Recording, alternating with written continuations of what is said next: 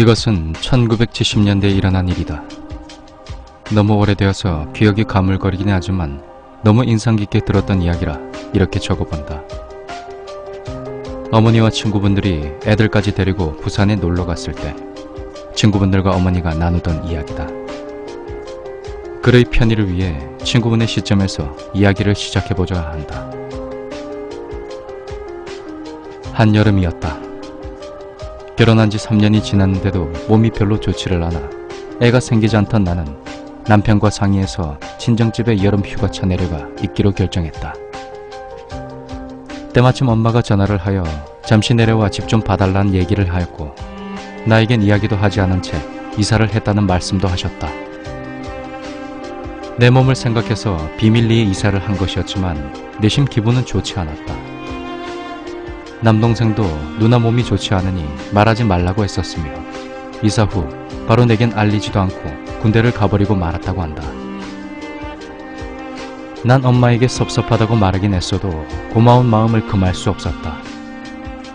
엄마의 얘기로는 전에 살던 마을에 친한 분이 수연을 베푼다고 하셔서 3일 정도 집을 비우시는데 그동안 잠시 몸도 휴양할 겸 내려와 집도 보고 쉬라는 말씀이었다. 남편도 동의를 했고 내가 내려가 쉬는 동안 여름 휴가를 받아 내려오겠다는 이야기를 했다. 경기도 지방이라 그리 멀지도 않았기 때문에 그냥 나 혼자 내려가기로 결정도 했다. 새로운 집은 정말 고즈넉하니 아름다운 분위기를 풍기고 있었다. 집이 좀 오래되어서 그런지 약간 일본식 풍이 나고 있었으며 마당 한가운데에는 자그마한 연못까지 있어서 마을을 한결 푸근하게 만들어 주었다. 당시 방송 집필 및 그림을 그리고 있던 나에겐 정말 좋은 환경이었다. 게다가 집 내부는 현대식에 맞게 화장실 등이 실내에 들어가게 리노베이션을 해놓아서 재래식 화장실에 불결감을 가지고 있던 신식 여인인 내게는 아주 적합한 환경을 제공해주고 있었다. 내게 집 열쇠를 맡기고 수연에 가시는 엄마를 뒤로 하고 난 편안한 마음으로 쉬기 시작했다. 시간은 오후 5시를 조금 넘긴 때였을 것이다. 잠시 마루에 걸터앉아 이곳의 풍경을 어떻게 화폭에 옮길까 고민하던 중이었는데 잠깐 고개를 옆으로 돌리는 순간 어둑한 마을 마루 쪽에서 그곳에서 보이지 않는 화장실 쪽으로 뭔가가 살짝 움직이는 것을 본 것 같았다. 그것은 꼭 사람이 화장실 쪽으로 걸어가는 뒷꼭지 같았는데 아무도 없는 집에서 누가 움직일 리는 만무한 상황이니 섬뜩한 기분이 등골을 내리스쳤다. 난 일어나서 나무로 된 마룻바닥을 밟으며 화장실 쪽으로 서서히 걸어갔다. 마루에서 나는 나무들의 소음이 소름 끼치게 들려왔다. 화장실로 들어가는 길은 골목처럼 되어 있었는데 빛이 닿지를 않아 어두컴컴했다. 문 앞에 선 나는 문에 귀를 대고 인기척을 느껴보려 하였다. 그러나 안에서는 고무 바킹이 완전히 물리지 않는 수도꼭지에서 떨어지는 물방울 소리만이 들려왔다. 난 용기를 내어 문을 확 하고 열어젖혔다. 그러나 그곳엔 아무도 없었고 역시나 수도에서 물방울만이 똑똑 떨어지고 있었을 뿐이다. 몸이 안 좋아 기가 약해져서 그런 것이리라 생각했다. 하지만 기분이 나쁜 것은 사실이었다. 다시 마루를 가로질러 아까 앉아있던 곳으로 걸어갔다. 막 앉으려는 찰나 내 옆눈으로 분명히 뭔가 하얀 물체가 마당 뒷곁으로 사라지는 것을 보았다. 난 겁이 났지만 일어나서 바로 그곳으로 뛰어가 보았다. 그러나 그 막다른 곳엔 쥐새끼 한 마리 보이질 않았다. 머리가 어질어질해지는 느낌이었다. 내가 정말 아픈 걸까? 귀신이라는 존재를 내가 보게 되는 것인가? 그런 생각이 자꾸 떠올랐다. 무서웠다. 하지만 내가 내 몸 상태를 누구보다 잘 아니까 이런 생각이 들었다. 도시의 소음에 익숙해져 있다가 그런 기계적인 소음이 전혀 들리지 않는 시골에 와 있어서 조금 약해진 몸이 그 익숙함에 관성이 걸려 있어 헛개비를 보는 것이라는. 물론 그런 후 아무 일도 일어나지 않았고 귀신도 모습을 나타내지 않았다. 해가 지고 밤이 되기 전까지는.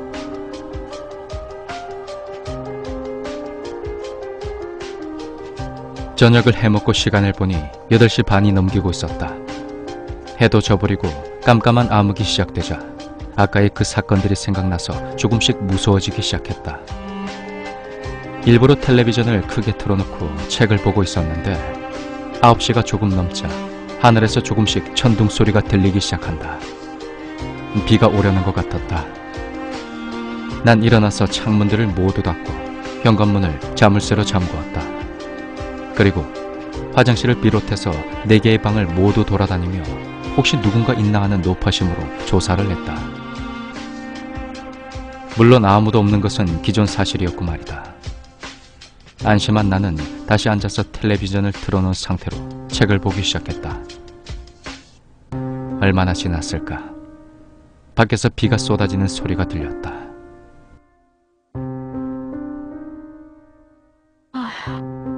장마도 다 지났는데 무슨 바람이고? 이렇게 투덜거리며 책을 덮는데 번쩍하고 하늘이 밝게 빛나더니 천둥 소리가 바로 위에서 났다. 얼마나 소리가 컸는지 혼이 다 빠져나갈 지경이었다. 나 혼자 비명을 치며 갈고 있던 이불을 뒤집어 썼다. 순간 퍽 하는 소리와 함께 모든 것이 깜깜해져 버렸다. 정전이 된 것이다. 이 무서운 상황에서 말이다. 엄마는 왜 이런 집으로 이사를 오셨을까 하는 그 원망이 마음속으로 밀려왔다. 빗소리가 미친 듯이 세게 귓가를 때려왔다. 빗소리를 빼면 다른 소린 아무것도 들리지 않는 것 같았다. 아니, 실질적으로 정말 조용한 상황이었다. 꾀종시계가 11시를 알리는 종을 쳤다. 잠시 후 어둠이 익숙해진 후에 초를 찾아봤으나 막 이사가 끝난 뒤라 눈에 띄질 않았다. 초를 찾을 때를 대비해서 유엔 팔각 성냥을 머리맡에 놓고 난 잠을 자기로 결정했다. 그런데 갑자기 어디선가 다듬이 소리가 들리기 시작하는 것이었다. 누군가 박자에 잘 맞추어 다듬이를 두드리는 소리가 났다. 그것도 집 안에서 들리는 소리 같았다. 등줄기로 소름이 쫙 훑고 지나갔다. 이 한밤중에 웬 다듬이 소리인가? 난 몸을 일으켜 성냥통을 들고 마루로 나갔다. 마루로 나가니 그 소리가 더 크게 들려왔다. 너무 무서웠다. 난 성냥을 하나 켜고 방마다 둘러보기 시작했다. 하지만 어느 방이건 다듬이를 두드리는 사람은 보이지 않았다. 그 소리는 꼭 어딘지 방향을 알 수 없는 다른 차원에서 들리는 소리 같았다. 난 얼른 방으로 들어와 문을 잠궈버렸고 그렇게 울리던 다듬이 소리는 30분 정도가 지속되었다. 미칠 것만 같아. 빗소리와 천둥소리와 다듬이 두드리는 소리. 그 소리가 옆집에서 들리는 것이라 스스로 위안한 나는 소리가 그친 후 억지로 잠을 청하기로 했다. 꾀종시계가 12시를 알렸다. 이불에 누워 빗소리와 천둥소리를 들으며 억지로 잠을 청하려는 찰나 철퍼덕거리고 마당 가운데 있는 연못에서 나는 소리가 분명했다. 누군가 비가 쏟아지는 연못가에서 장난을 치는 소리임에 틀림없었다. 무서웠다. 하지만 그냥 넘길 순 없는 문제. 난 일어나서 마당으로 향하는 방에 쪽창을 열었다. 연못가엔 누군가 앉아 있었다. 어둠에 익숙해진 눈에 분명히 보이고 있었다. 누가 이 비 내리는데 남의 집에 들어와 연못가에 앉아있단 말인가. 그것도 비 내리는 이 한밤중에 말이다. 그 사람은 하얀 한복을 입고 쪼그리고 앉아서는 두 손바닥을 쫙 펴고 연못을 향해 내리치고 있었다. 철버덕, 철버덕. 그럴 때마다 물이 튀어오르는 것이 느껴졌다. 번개가 번쩍이자 그 모습 또한 선명하게 순간적으로 보였다. 그것은 내가 생각하던 귀신이었다. 소복을 입고 머리를 풀어 헤치고 난 기절할 것만 같았다. 지금 생각해보니 그 어두운 데서도 모습을 뚜렷이 볼 수 있었던 것은 그 여자 주위로 뭔가 희뿌연 빛이, 아주 기분 나쁜 빛이 뚫려 있었던 것 같아. 그 여자는 계속 그 짓을 반복했다. 난 기절할 것 같은 두려움에 어서 창문을 닫으려고 했다. 그 순간 그 여자가 고개를 내 쪽으로 휙 돌리는 것이 아닌가. 나도 모르게 소리를 지르며 창문을 닫았지만 난 똑똑히 보았다. 그 여자의 눈을. 얼굴 윤곽은 잘 안 보였지만 눈만은 정확히 아직도 기억이 난다. 아무것도 없는 텅 빈 것 같은 퀭한 두 개의 눈이. 난 창문을 얼른 닫고 이불 속으로 들어갔다. 이불을 뒤집어 쓰고 숨을 헐떡이며 공포에 떠는 내 모습을 느낄 수 있었다. 죽을 것만 같았다. 그러다가 어쩐 일인지 아무 기억이 나지 않았다. 아마 기절한 것이 틀림없으리라. 궤종시계가 2시를 알리는 종이치는 소리가 들려왔다. 머리가 아팠고 이불 속으로 얼굴까지 놓고 누워있는 상태라 땀으로 흠뻑 젖어 있었다. 비는 여전히 미친 듯이 퍼붓고 있었다. 제일 먼저 이불 속에서 귀를 기울인 것은 그 철퍼덕대는 소리인데 다행히 아무 소리도 들리지 않았다. 아침은 언제 오는 것일까? 난 그래도 안도의 한숨을 내쉬며 이불 밖으로 얼굴을 내밀었다. 온몸이 땀 범벅이었다. 이불을 발밑까지 걷어낸 나는 요의를 느꼈다. 화장실을 가긴 가야겠는데 다리에 힘이 하나도 없고 너무 무서웠다.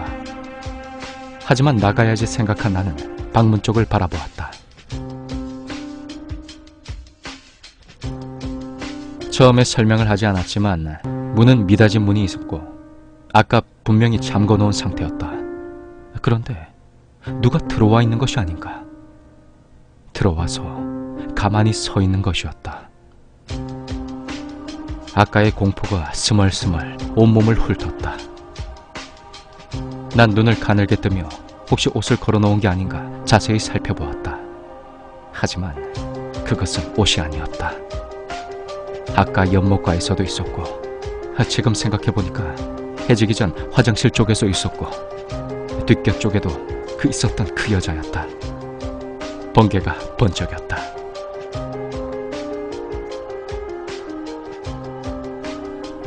그 여자의 모습이 순간이지만 내 눈에 각인이 되었다. 머리를 풀어헤치고 소복을 입고 물을 뚝뚝 흘리며 서 있는 그 여자. 아무 말도 하지 않고 가만히 서서 나도 그 무엇도 아닌 어딘가를 응시하는 그 여자. 그러나 느낄 수 있는 것은 날 바라보는 시선의 느낌. 난 아무것도 할 수 없었다. 그냥 이불 위에 앉은 채 바지와 이불에다 오줌을 싸버리고 말았다. 잠옷과 이불 위에 앉은 채 이불이 펑 쳐져 갈 때쯤 내 뇌리를 스치는 것이 있었다. 귀신은 분명 밤중엔 불빛을 싫어할 것이다.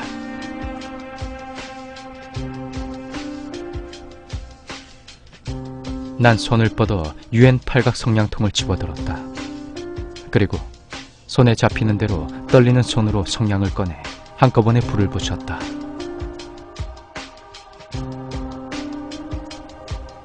한 개가 아닌 여러 개의 성냥이 합쳐져서 불이 붙자 방 안이 환하게 밝아졌다. 그때였다. 그 여자가 갑자기 내 쪽으로 방향을 정확하게 튼 것은. 그리고는 내 쪽으로 서 있는 상황에서 날아오기 시작했다. 또한 그 여자는 무슨 영화에서 클로즈업 되듯이 점점 커지면서 굉장한 속도로 나에게 다가오더니 내 바로 눈앞에서 퍽 하고 사라져버리는 것이 아닌가. 난 미친 듯이 소리를 지르면서 펄떡펄떡 뛰었던 것 같고 그대로 기절해버린 것 같다. 기절하는 내 귓가에 들려온 것은 다시 시작된 다듬이 두드리는 소리.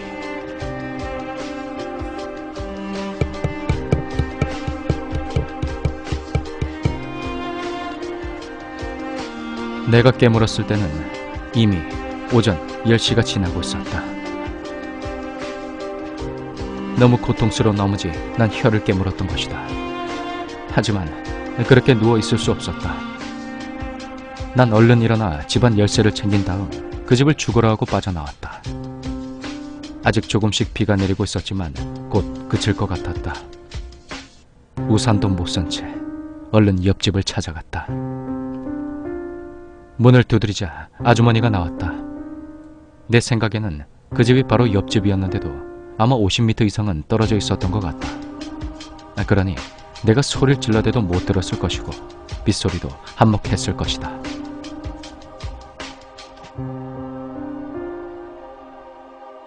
아주머니, 제가 사정이 있어서 그런데 저 집이 저희 집이거든요.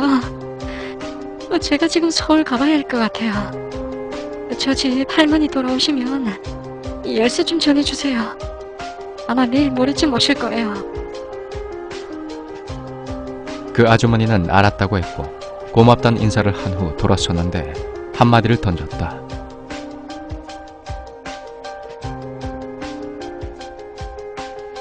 어이구, 근데 어제 웬 다듬이는 그렇게 밤새도록 두들겼어요? 네? 타더니? 그럼 그 소리가 내가 들은 환청이 아니었단 말인가? 난 서울로 올라와서 엄마에게 전화가 오기만을 기다렸다. 이틀 후 전화가 왔다. 난 엄마에게 내가 돌아오게 된 자초지종을 설명했다. 엄마가 내가 몸이 약해 그런 것이라고 할 줄 알았던 나 뜻밖의 얘기를 들었다.